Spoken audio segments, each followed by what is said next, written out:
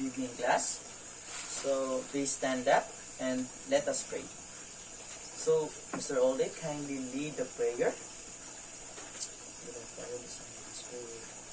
Amen. So, how was your day? Good to know. So, let us check your attendance. Kindly raise your right hand and say present as I call your name. Alpanta, Peteros, Olde, Toledo.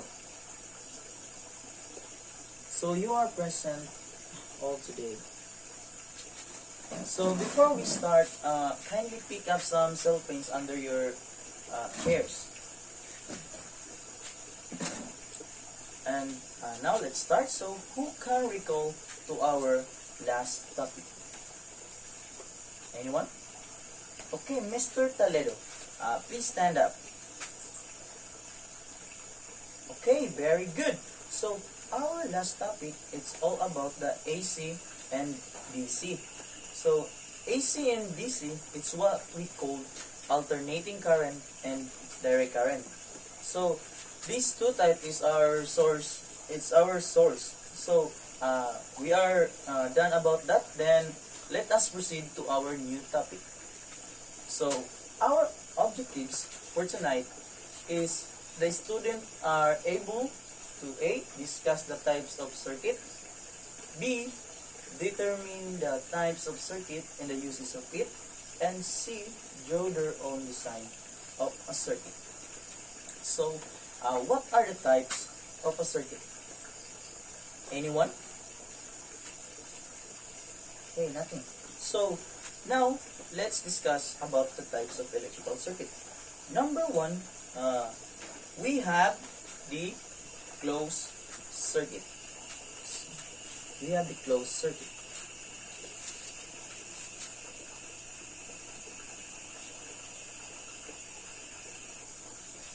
So number two, we have a open circuit.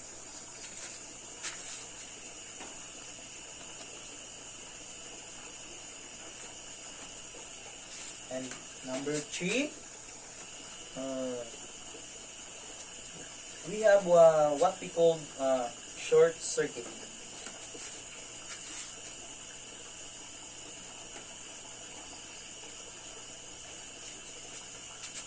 And number four, we called series circuit.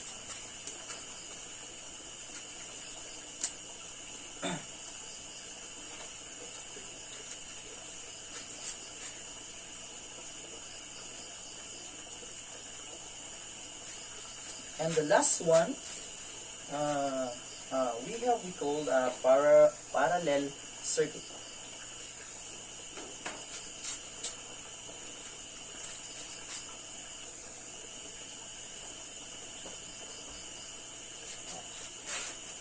So these are the 5 types of a circuit: the closed circuit, open circuit, short circuit, series circuit, and the parallel circuit. So who can define closed circuit? Anyone? Okay, Alpanta, stand up.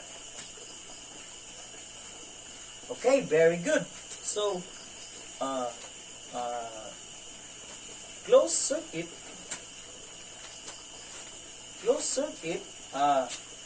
is a circuit without interruption and providing a continuous path through which a current can flow.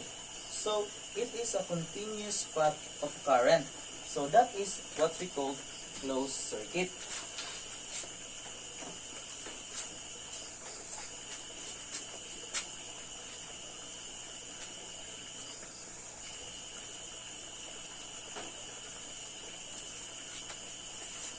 So the second one, the open circuit. So who can define the open circuit? Anyone? Piteros, stand up. Very good. So open circuit open circuit is an electrical circuit that is not complete. So from the word not complete, that is what we call the open circuit.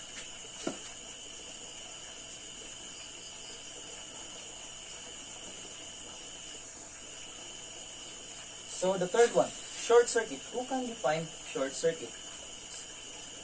Mr. Olde, please stand up. Are you sure? Very good. So, excuse me. So, short circuit, an electrical circuit of a lower resistance than that of a normal circuit, typically resulting from the unintended contact. So, components and the contact of components in the consequence is accidentally diverse of the current. So that is what we call short circuit. The unintended contact or accidental diverse of current.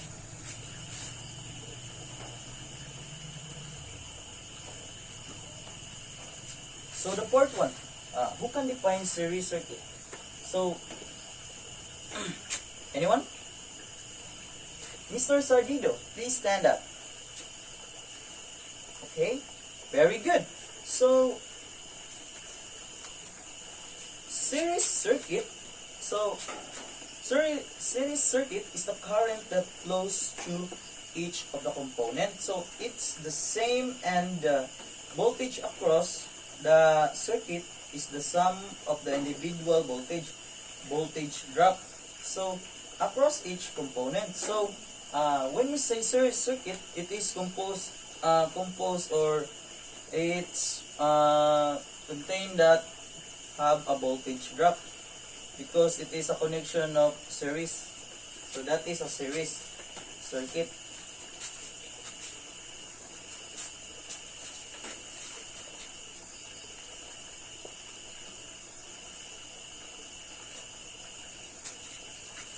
So the last one, who can define parallel circuit? Mr. Labaya, please stand up. Okay, very good. So parallel circuit, so it is a circuit comprises branches that the current divides and the only part of it flows through only branch. So that is what we call parallel circuit.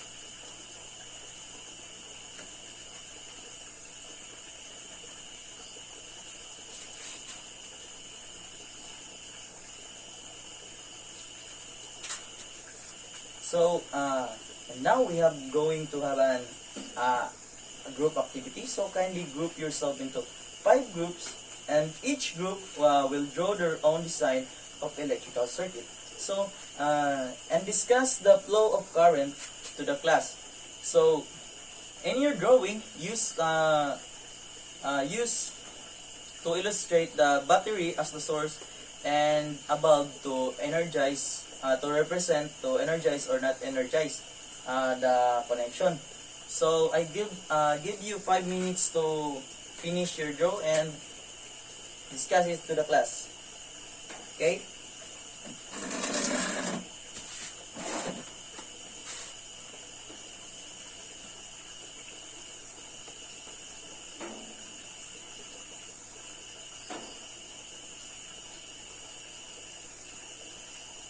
Okay, class, are you done? So, let us check your drawing. Please raise your drawings. Group 1, 2, 3, 4, and 5. Okay, you get the correct connection. So, now I will show you my own connection of the 5 types of circuit for you to be more to learn more about the cycle of the current. So first, I will show to you the diagram of a closed circuit. So from the positive side of a battery going to the bulb, and the positive one, or what we call the negative one, going back to the negative side of the battery.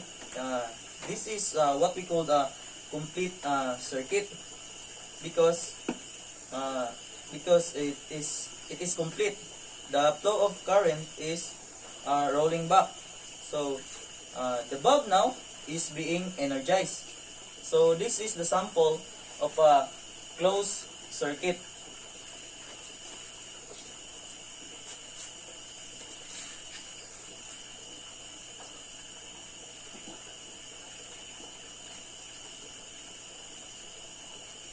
So now I will show you the diagram of an open circuit.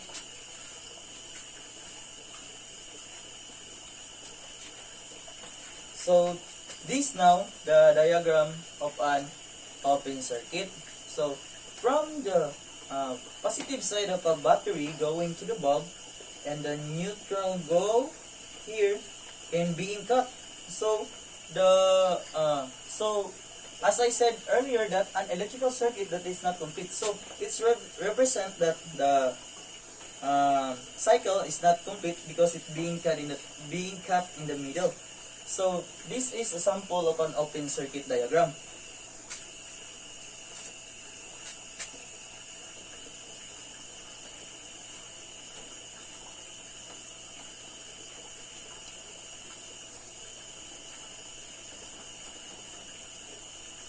So now I will show you the diagram of a short circuit.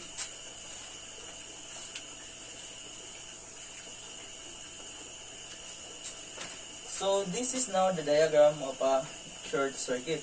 So from the negative part of the positive area of a battery going here, going to the bulb, then down to the neutral, going back to the battery, you see that there is a line in the middle. So this is what we call the short circuit, because the positive and the negative side is being diverse in the middle. So the bulb now cannot be energized because of this, because when the negative and the positive side of the current is being diverse, so it's make an explosion, so the bulb cannot be energized. So this is the example diagram of a short circuit.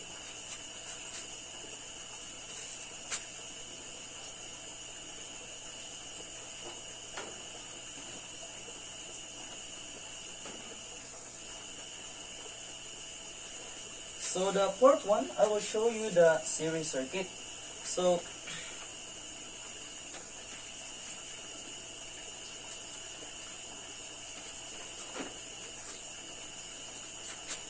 now this is the diagram of a series circuit. So from the positive side of the battery going to the one bulb, then the connection goes to the second bulb, and the second bulb go the connection to the third bulb.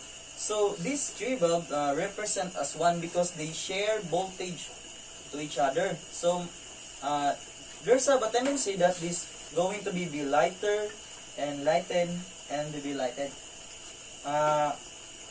Because it represents a voltage drop. So the voltage here is not the same because they shared. So this is the example of a series circuit diagram.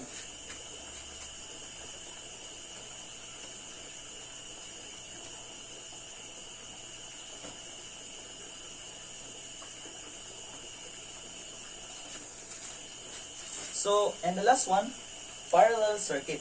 So this is the diagram of a parallel circuit. So from the positive side of the battery going to the positive side of the three bulbs, then their neutral side is have a one connection going back to the negative side of a battery. So this emphasizes that even though the first bulb is missed, so The other valve 2 cannot be affected because they connected into the positive side. They are not being cutted because they have their own source. So this is the circuit of a parallel diagram.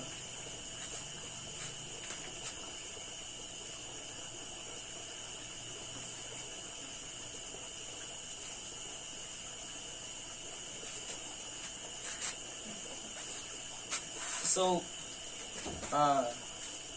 as you observe, so the 5 types of electrical circuit. So I recommend that parallel circuit is the best connection to be doing and apply to a work, because it is the safest circuit in the whole connection of a wiring system. So parallel is being used. So there is a question. So what is an electrical circuit? Anyone? Okay, Peteros, stand up. Okay, thank you. Very good. So electrical circuit, it is a path of transmitting electrical current. An electrical circuit includes a device that gives energy to a charged particles, so constituting the current, such as battery in a generator. So battery in a generator is the source of the current to energize a bulb. So that is what we call electrical circuit.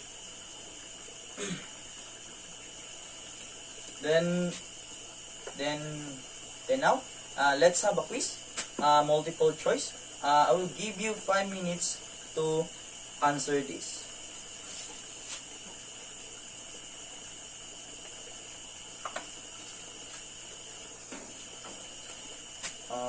Okay, done. So,